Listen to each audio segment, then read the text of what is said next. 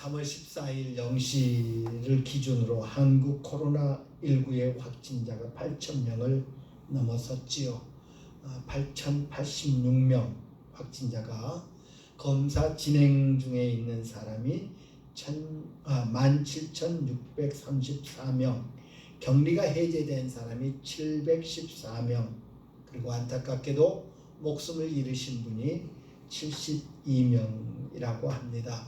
지난 10일에는 WHO 세계보건기구에서 감염병 세계적 유행, 요즘 우리가 참 유식해집니다. 이런저런 이유로 팬데믹을 선언하였습니다. 중국 우한에서 시작되었을 때부터 왠지 중국 눈치를 보는 것 같다, 좀 소극적이다, 아니나 다를까 온 세계에 이 코로나19가 퍼진 다음에 팬데믹을 선언했습니다. 팬이라고 하는 말은 그리스어, 다시 말해서 헬라어로 모든이라는 뜻이랍니다. 데믹은 사람이라는 뜻이랍니다. 그래서 모든 사람에게 퍼졌다라는 그런 의미를 갖는다고 합니다. 전염병이 발생하면 WHO에서는 그 전염병을 6단계로 구분하는데, 이 팬데믹이 마지막 가장 강력한 그런 경고 분류가 바로 팬데믹이라고 합니다. 지난 1948년 WHO가 설립됐다고 하는데요. 1968년 홍콩 독감, 2009년 신종플루에 이어서 세 번째라고 합니다. 3월 14일 9시 현재 코로나19가 발생한 국가는 127개국에 달하고 있고요. 확진 환자는 14만 2,491명, 그 중에 5,388명이 죽음에 이르는 그런 안타까운 뉴스들이 계속되고 있습니다.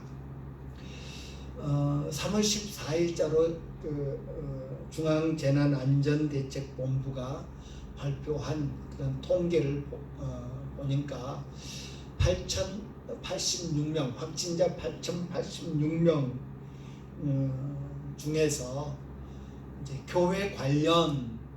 교회로부터 이렇게 소수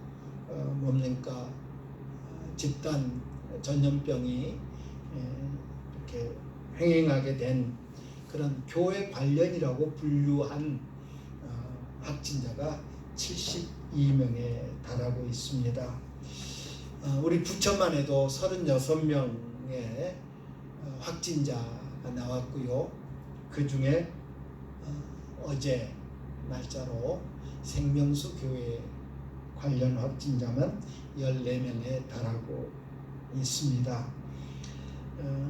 불행 중 다행인 것은 최근에 확진자 수가 100명대에 머무르고 있다. 지난 3일 동안 114명, 110명, 107명 이렇게 확진자가 나오고 있습니다. 우리가 고통받는 이 세상을 위해서 기도의 책임을 다해야 될 때라고 생각합니다. 사무엘 선지자가 나는 너희를 위해서 기도하기를 쉬는 죄를 범하지 아니하겠다. 자기 나라, 자기 백성들을 위해서 기도하기를 쉬는 죄를 범하지 아니하겠다 했습니다.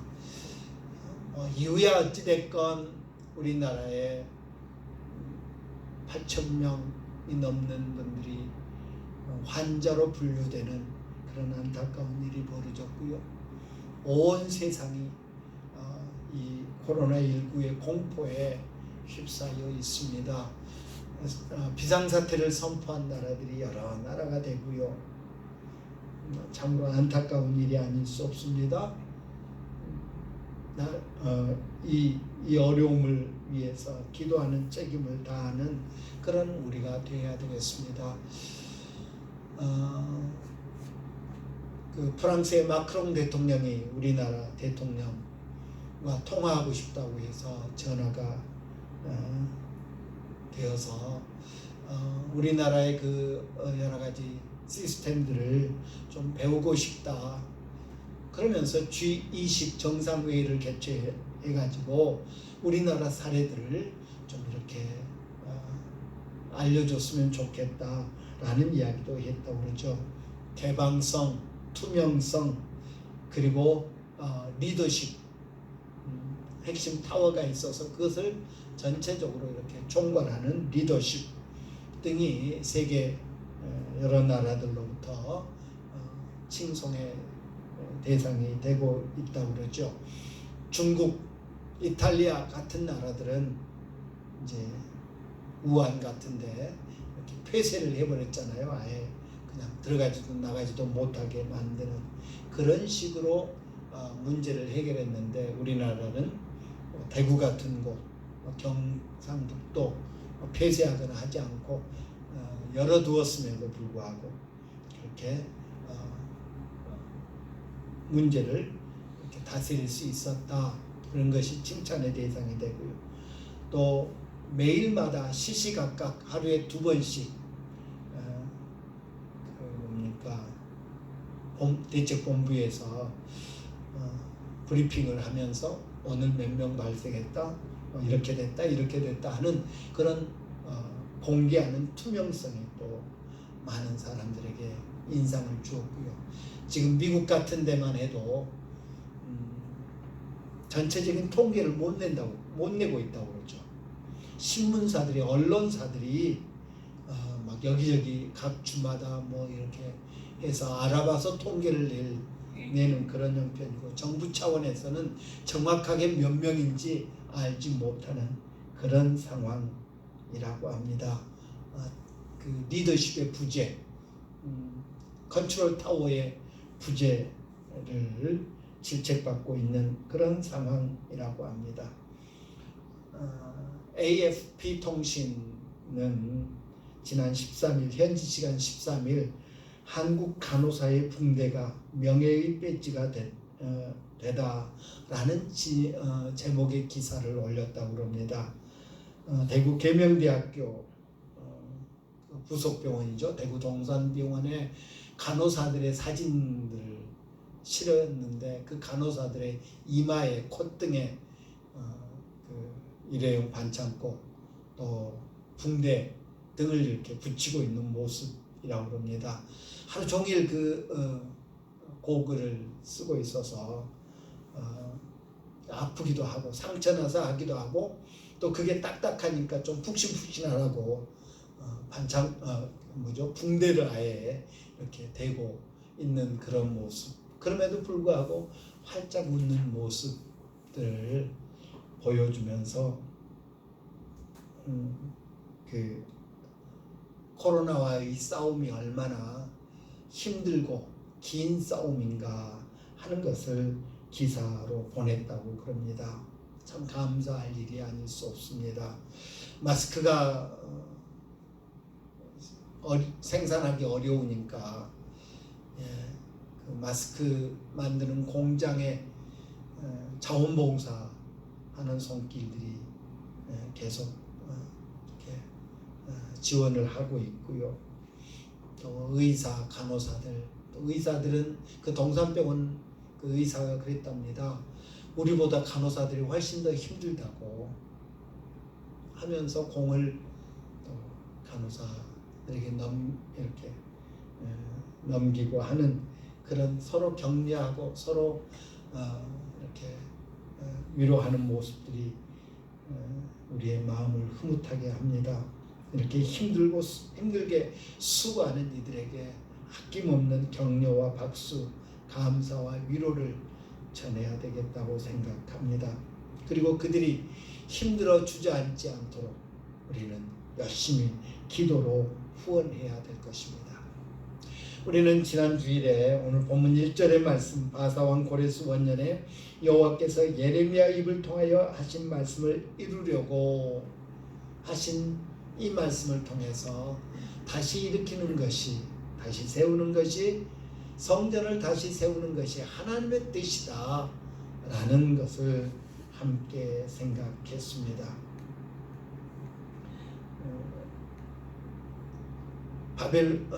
바벨론에게 멸망당하기 직전에 있었던 유대인들을 향해서 하나님은 이사야 선지자의 입을 통해 말씀하십니다. 니들이 망할 것이다. 니들이 망할 것이다. 그러나 하나님은 망하게 하는 것이 궁극적인 목적이 아님을 우리는 성경에서 보지요. 망할 거다. 그러나 다시 오게 될 것이다. 예레미야 선지자를 통해서 망한다. 그러나 70년이 지나면 너희들이 다시 오게 될 것이다. 다시 와서 할 일이 뭐냐? 성전을 재건하는 일이다. 성전을 건축하는 일이다. 그 말은 무슨 말입니까? 성전이 무너질 것이라는 말입니다. 성전이 무너지는데 유다 백성들은 생각하기를 성전은 하나님의 집이다 라고 생각했는데, 그 하나님의 집 성전이 무너지는데 하나님이 내버려 두실 것이다 라는 하나님의 뜻을 내포하고 있습니다. 하나님의 성전이 무너지는 것을 허락하실 것이기 때문에 성전은 무너지고, 그 무너진 성전을 돌아온 유다 백성들이 다시 일으킬 것이다 라고 말씀하고 있는 것입니다. 우리는 지난주에 예수님께서 이 성전을 헐라 내가 사흘 동안에 일으키리라 하신 말씀을 함께 생각했습니다. 하나님께 나와 기도하고 하나님의 얼굴을 구하고 하나님을 예배하도록 지어진 성전이 더 이상 기도하는 곳이 되지 않았습니다. 더 이상 하나님을 예배하는 장소도 되지 못했습니다. 오히려 강도의 소굴이 되었다고 예수님은 평가했습니다. 그런 성전을 내버려 두실 리가 없죠. 기능을 다하지 못하는 성전, 하나님의 목적에 부합하지 않은 성전, 하나님께 나와 회개하며 하나님께 나와 자비와 은혜를 구하며 하나님의 사랑을 체험하는 장소가 아닌, 율법에 사로잡혀서 전통에 사로잡혀서 누군가를 판단하고 누군가를 정죄하고 나는 저 사람 같지 않습니다 라고 말하는 그런 장소, 하나님이 내버려 두실 리가 없지요. 말라기 선지자는 에돔은 말하기를 우리가 무너뜨림을 당하였으나 황폐된 곳을 다시 쌓으리라 하거니와 나 만군의 여호와는 이르노라 그들은 쌓을지라도 나는 헐리라 라고 말씀하셨습니다. 우리의 가정, 우리 교회, 우리 나라, 이 세상에 우리가 열심히 쌓지만 하나님이 헐어버릴 만한 것은 없는지 살펴봅시다. 그런 곳을 발견합시다. 그리고 헐어버리고 다시 세우는, 헐어버리고 다시 일으키는 것이 하나님의 뜻이라는 사실을 기억하면서 하나님의 뜻에 순종하는 그런 우리들이 되어야겠습니다. 다시 세우는 것이 하나님의 뜻입니다. 그리고 하나님은 다시 세우도록 친히 일하셨습니다. 바사왕 고레스의 마음을 감동시키심에 그가 온 나라에 공포도 하고 조소도 내렸다. 오늘 본문 1절은 말씀하고 있습니다. 계획을 세우신 분은 하나님이십니다. 그리고 그 계획을 이루시는 분도 하나님이심을 우리는 성경을 통해서 봅니다. 섭리하신 분이 하나님이십니다. 동시에 일하시는 분도 하나님이시더라 라는 것입니다. 예레미야 선지자를 통해서 유다 백성들에게 당신의 계획을 알려주셨습니다. 이사야 선지자를 통해서, 에스겔 선지자를 통해서, 수많은 선지자들을 통해서 하나님은 당신의 계획을 말해주셨습니다. 그리고 그 계획이 실천되도록 하기 위해서 오늘 본문에 보면, 또 이사야서에서도 보면 하나님께서 고레스의 마음에 감동을 주셨다라고 말합니다. 이 감동을 주셨다, 감동이라고 하는 단어를 우리 새번역 성경, 공동번역 성경 등에 보면 움직이셨다. 하나님께서 고레스의 마음을 움직이셨다라고 번역하였습니다.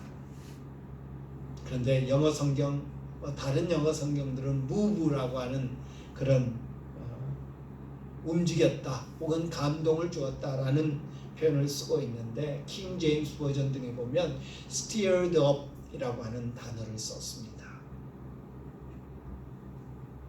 선동하다, 격동하다, 흥분시키다, 크게 마음을 움직이다. 단순히 그냥 감동을 주셨다 정도가 아니라 하나님께서 고레스의 마음을 선동했다, 고레스의 마음을 격동시켰다, 크게 움직였다 라고 번역하였습니다. 하나님께서 고레스의 마음을 뒤흔들어 놓으셨다는 것입니다. 그래서 가만히 있을 수 없게 만들어 놓으셨다는 것입니다. 하나님의 영에 의해서 고레스의 마음이 움직였습니다. 그래서 그는 명령을 내렸습니다. 공포했습니다. 조서도 기록하게 하였습니다. 그 내용은 유다 백성들은 예루살렘으로 돌아가서 하나님의 성전을 다시 지으라는 것이었습니다. 하나님께서 역사하심으로, 하나님께서 고레스의 마음을 뒤흔들어 놓으심으로 이런 일이 가능했습니다. 애굽왕 바로의 경우를 살펴볼까요? 어떻게든 이스라엘 백성을 애굽에 붙들어 놓으려고 애썼습니다. 그들이 반역을 일으키지 못하도록 명령을 내렸습니다. 또 힘든 일을 시켰습니다. 산파들을 동원하기도 했습니다. 심지어는 군대를 동원해서 그들을 제압하려고 했습니다. 하나님께서 모세를 보내서 내 백성 이스라엘을 내보내라 라는 하나님의 명령을 바로에게 전했을 때 바로와 대신들과 애굽 사람들은 어떻게 했습니까? 온갖 수단과 방법을 동원해서 그들을 내보내려고 하지 않았습니다. 그들을 붙들어 두려고 했습니다. 왜? 그들이 나가면 손해니까요. 일손이 딸리니까요. 우리나라는 요즘 출산율이 줄어들어서 난리죠. 1억 명은, 인구가 1억은 돼야 이렇게 내수로 먹고 살만하다고 그러죠. 그런데 우리는 자꾸 줄어드니까 이러다가는 국가 경쟁력이 떨어진다. 국가 경쟁력을 이야기합니다. 이 바사왕 고레스의 명령은 인간적인 안목에서 본다면, 정치적인 안목에서 본다면 정말 어리석은 명령입니다. 전쟁을 통해서 다른 나라 사람들을 포로로 잡아와도 시원치 않을 텐데 잡아온 포로들, 기왕에 있는 포로들을 돌려보냅니다. 큰 국가적 손실이 아닐 수 없습니다. 세상의 관점에서 본다면 참으로 어리석은 행동이, 어리석은 명령이 아닐 수 없습니다. 그럼에도 불구하고 고레스가 왜 이런 명령을 내렸을까요? 하나님의 영이, 하나님께서 그의 마음에 감동을 주셨기 때문에, 그의 마음을 뒤흔들어 놓았기 때문에 가능했다는 이야기입니다. 하나님이 일하셨기 때문에, 하나님이 역사하셨기 때문에, 하나님이 개입하셨기 때문에, 무엇을 위해서요? 당신의 뜻을 위해서요. 당신의 약속을 위해서요. 당신의 계획이 이루어지도록 하기 위해서요. 하나님이 친히 고레스의 마음에 역사하셨다는 사실입니다. 우리의 마음은 어떻습니까?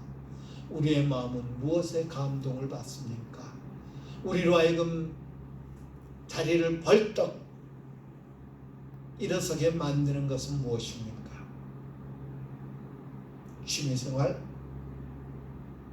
혹은 세상의 친구들, 무엇이 우리로 하여금 자리를 박차고 일어서도록 우리의 마음을 격동시키느냐 하는 것입니다. 하나님의 영에 감동된 부살렐과 오홀리압, 하나님의 영에 감동된 여인들이 성막을 짓는 일에 힘썼고, 하나님의 영에 감동된 이스라엘 사람들이 이것 좀 쓰십시오, 이것 쓰십시오, 이것 쓰십시오 가져와서 일을 못할 정도가 되었습니다. 그래서 성막은 안전하게, 하나님의 집, 하나님의 성막은 안전하게 건축될 수 있었습니다.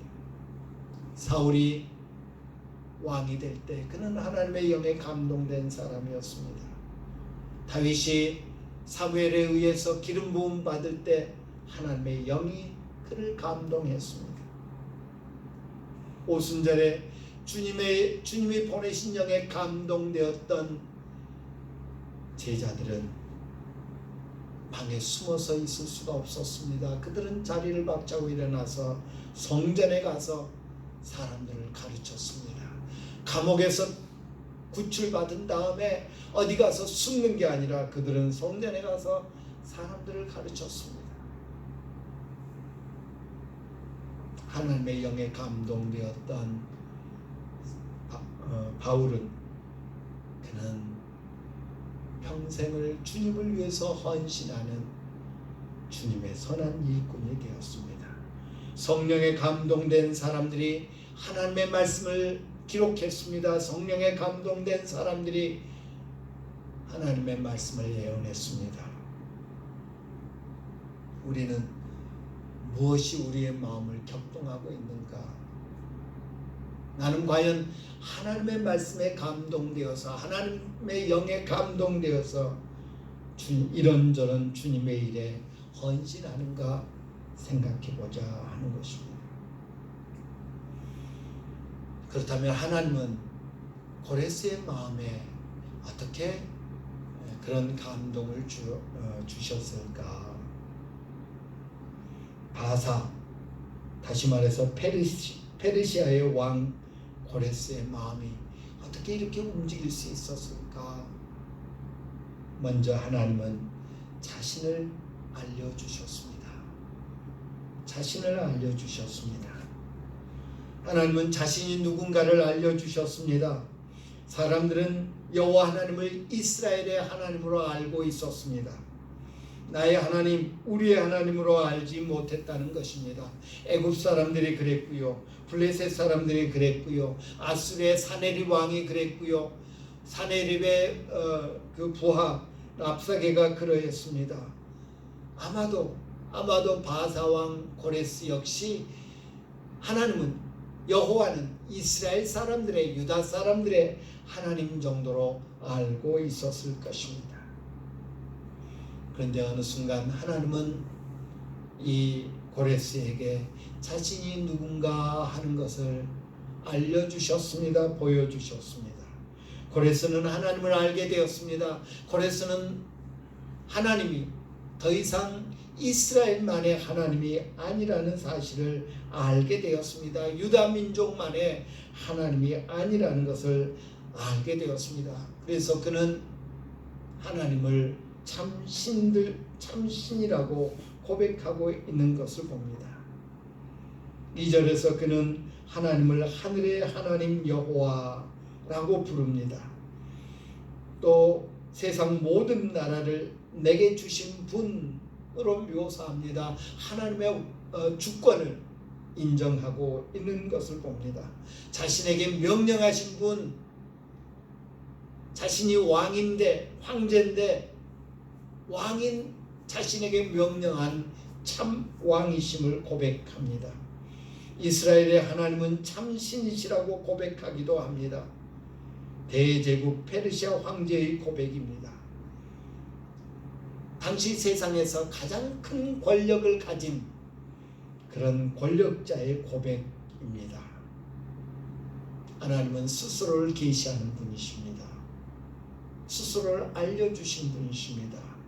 고레스에게 알게 하셨기 때문에 고레스는 하나님을 이렇게 고백할 수 있습니다. 하나님은 지금도 우리에게 당신을 알려주시기를 원하십니다. 지금도 우리에게 당신을 알려주시기를 기뻐하신다는 말씀입니다. 또한 하나님은 고레스에게 당신의 뜻을 알려주십니다. 고레스 왕은 이스라엘 하나님 여호와는 예루살렘에 계신 하나님이다 라고 말씀하셨습니다. 그리고 그 하나님이 예루살렘에 성전을 지으라 라고 명령하셨다고 말씀합니다. 예루살렘에 계신 분이시니까 예루살렘에 하나님의 집, 곧 성전을 지어야 한다는 것입니다. 그래서 니들은 가서 예루살렘에 성전을 지어라 라고 그렇게 말하고 있는 것입니다.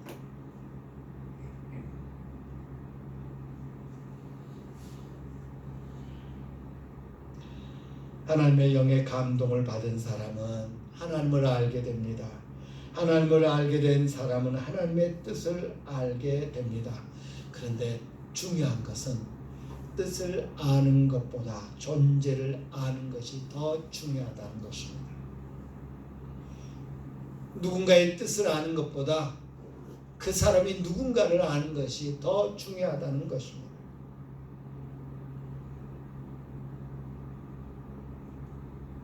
여러분이 혹시 제 뜻을 안다고 합시다.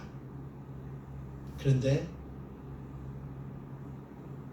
여러분이 저를 인정하지 않는다면, 주사람교회 목사 될 자격이 없어 라고 안다면 그 뜻에 순종하겠습니까?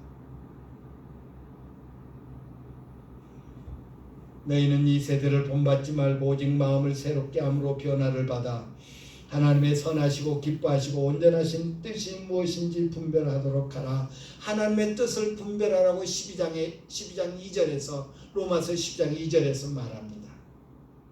그런데 바울 사도는 로마서 1장부터 11장까지 해서 하나님의 계획, 하나님은 어떤 분이신가, 예수님은 어떤 분이신가에 대해서 이야기합니다.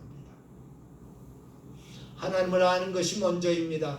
하나님의 뜻보다 하나님을 먼저 알아야 됩니다. 하나님을 알 때 우리는 하나님의 뜻을 발견할 수 있습니다. 알아차릴 수 있습니다. 그리고 순종할 수 있습니다. 하나님을 알게 된 이스라엘의 하나님은 참 신이시다, 참 하나님이시다. 그가 나를 왕으로 세우셨다. 그가 나에게 이 세상 모든 권세를 주셨다. 그분이 다스리신다. 하나님을 알게 되었습니다. 그리고 그 하나님은 예루살렘에 계신 분이시다. 그러니 하나님께서 나에게 예루살렘 성전을 건축하라고 명령하시더라. 너희들은 가서 예루살렘의 성전을 건축해다오 라고 명령을 내리게 된 것입니다. 하나님을 알고 하나님의 뜻을 알았습니다. 그리고 이 고레스는 하나님의 뜻을 알리는데 적극적인 격려자가 되었습니다. 너희 중에 그의 백성 된 자는 다 유다 예루살렘으로 올라가서 이스라엘의 하나님 여호와의 성전을 건축하라. 그 남아있는 백성이 어느 곳에 머물러 살든지 그곳 사람들이 마땅히 은과 금과 그 밖의 물건들과 짐승으로 도와주고 그 외에도 예루살렘에 세울 하나님의 성전을 위하여 예물을 기쁘게 드릴지니라 라고 하였습니다. 고레스 왕은 하나님의 감동으로 하나님을 알았습니다. 하나님의 뜻을 알게 되었습니다. 그는 사실을 아는 것으로 만족하지 아니하고 그 사실을 행동으로 옮기는 그런 사람이었습니다. 지식은 실천되어질 때 의미를 갖습니다. 주님은 자신의 뜻을 기쁘게 알려주십니다. 그리고 우리가 알게 된 사실을 알리라고 말씀하십니다. 그들도 알게 해라. 그들도 알게 해라. 라고 말씀하십니다. 하나님을 아십니까? 하나님의 뜻을 알게 되었습니까? 감동을 주시는 성령님의 도움을 구합시다. 하나님을 더 깊이 알아가게 해 주십시오. 그리고 하나님의 선하시고 기뻐하시고 온전하신 뜻이 무엇인지 분별하는 우리가 되게 해 주십시오. 내가 되게 해 주십시오. 주님께 도움을 구합시다. 그리고 그 내가 알게 된 하나님, 내가 알게 된 하나님의 뜻을 다른 사람에게도 알리는 일에 적극적인, 또 실천하는 데 적극적인, 그래서 나도 또 내 주변 사람들도 다시 세우는 일에 참여하는 자가 되게 합시다. 기도하겠습니다. 참 좋으신 내